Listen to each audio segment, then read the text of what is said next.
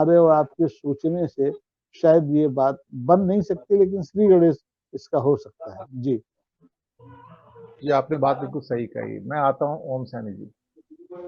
मैं डीके को करीब करीब 2 साल से कवर करता आ रहा हूँ अपने एपिसोड्स में लगातार, और कर्नाटक को मैंने एक्सटेंसिवली कवर भी किया इलेक्शंस के अंदर।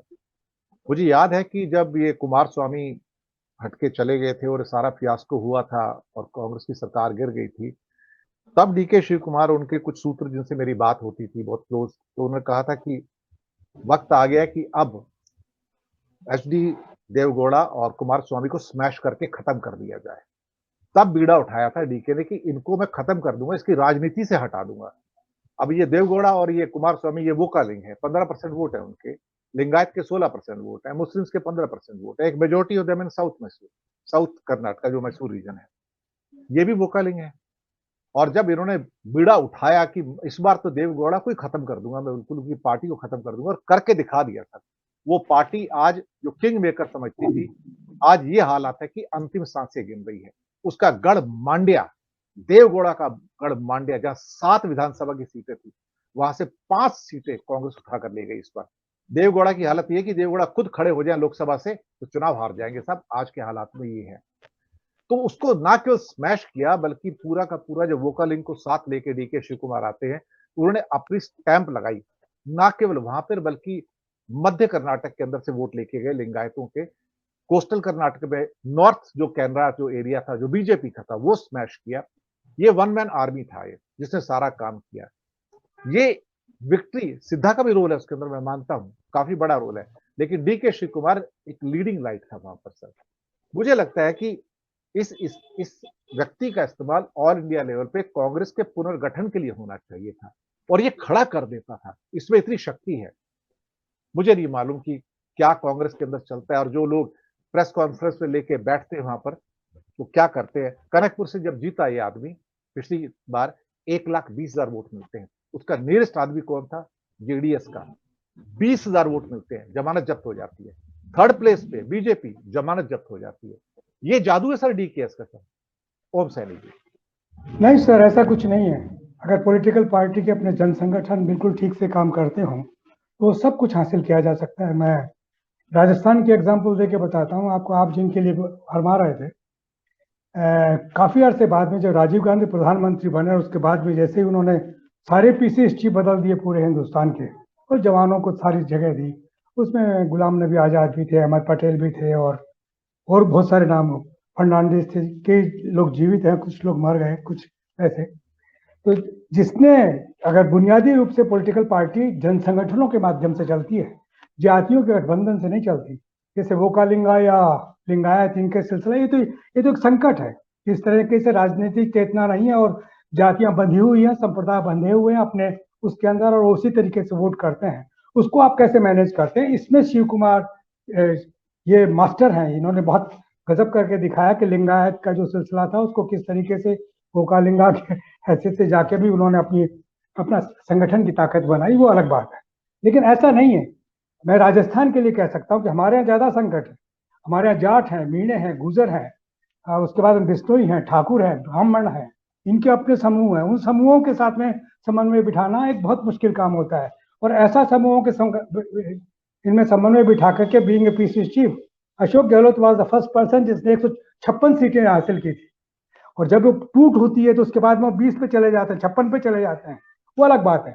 जब भी आपके जन संगठन मजबूत होंगे, यानी आपका किसान और आपका मजदूर और आपका स्टूडेंट और आपका यूथ, ये जो सारे जन संगठन है कागजी नहीं होने चाहिए, ये वास्तविक होने चाहिए। कांग्रेस ने ये बनाया था, राजीव गांधी के वक्त में इनको बना करके वापस एक ताकत हासिल की थी, लेकिन उसके बाद में कई सारे कारण हुए हैं। आप भारतीय जनता पार्टी को ले लीजिए ना। भारतीय जनता पार्टी जो पूरा चाल चरित्र और चेहरा बदलना चाहती थी, सन 1980 में पैदा हुई, उसके भी अपने जन संगठन थे। उनमें जो लोग काम कर रहे थे वो अलग तरीके, हालांकि ना इत्तेफाकी देखिए हो सकती है, होनी ही चाहिए, कि वामपंथियों से या मध्यम मार्गियों से या दक्षिण पंथियों से जो नैतिफाकियां हैं वो तो बरकरार हैं, लेकिन उनके संगठन कैसे चलते हैं वो बहुत महत्वपूर्ण है।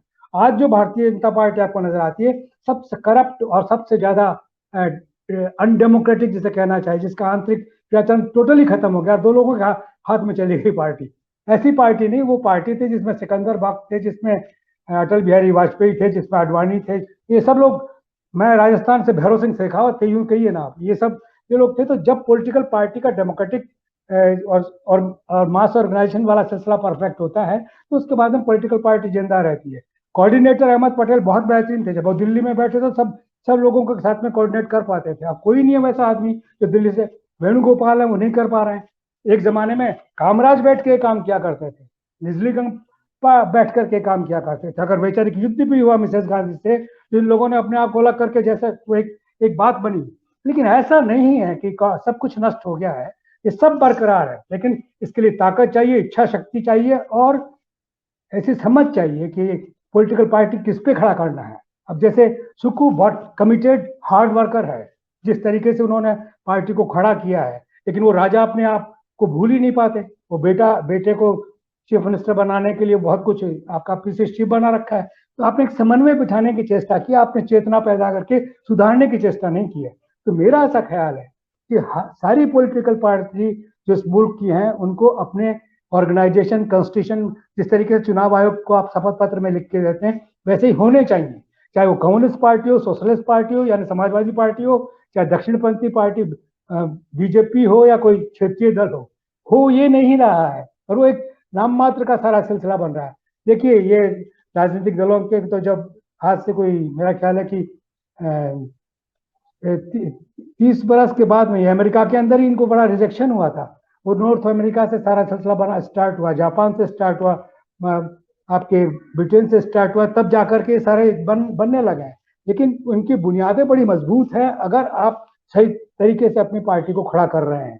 तो अभी वाले मामले में तो हम निश्चित रूप से कह सकते हैं कि शिव कुमार ने जिस तरीके से चीजें जाके मैनेज की वहां, और जितने कड़े शब्दों में, जितने अपने रुख से बताया कि कैसे पार्टी का आला कमान का हुक्म मानना चाहिए, कैसे अडॉप्ट करना चाहिए, इसमें कोई शक नहीं कि वो कमाल की बात है।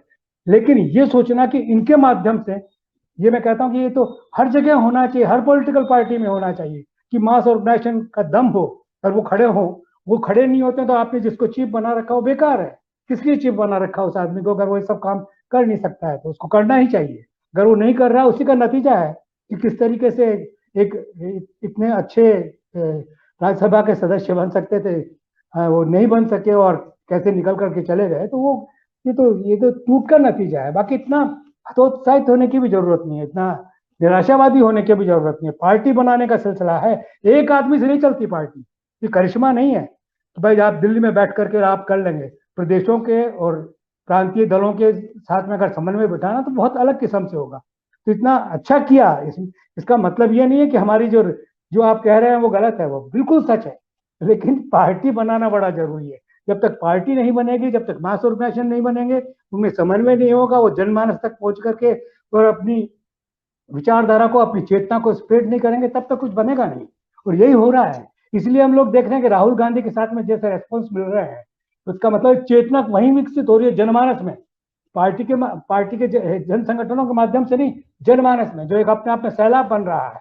तो ये समझना चाहिए पार्टी को कि हमारे जन संगठन वैसे रहे।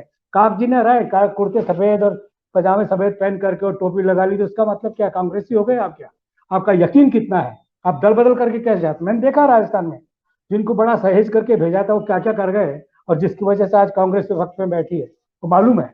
इसीलिए हो रहा है सिलसिला कि आप बहुत ज्यादा उदार हैं। आपको इतना उदार पार्टी संगठन चलाने में नहीं होना चाहिए, बड़ी सख्ती से पार्टी संगठन चलाना चाहिए, जैसे दो लोग चला रहे हैं भारतीय जनता पार्टी को, जो कि बड़ा अनडेमोक्रेटिक है। लेकिन हो रहा है सख्ती से, सारे लोग समझबूत होकर के खड़े रहते हैं। तो ये प्रजातंत्र तो होता नहीं। प्रजातंत्र तो वो है जो कांग्रेस पार्टी में हो रहा है, या दूसरी समाजवादी पार्टी में हो रहा है, या किसी और क्षेत्रीय दल का नाम ले लीजिए, टीएमसी में हो रहा है, वहां हो रहा है। लेकिन ये अगर नहीं होता है तो फिर बड़ा गड़बड़ होगा। जी।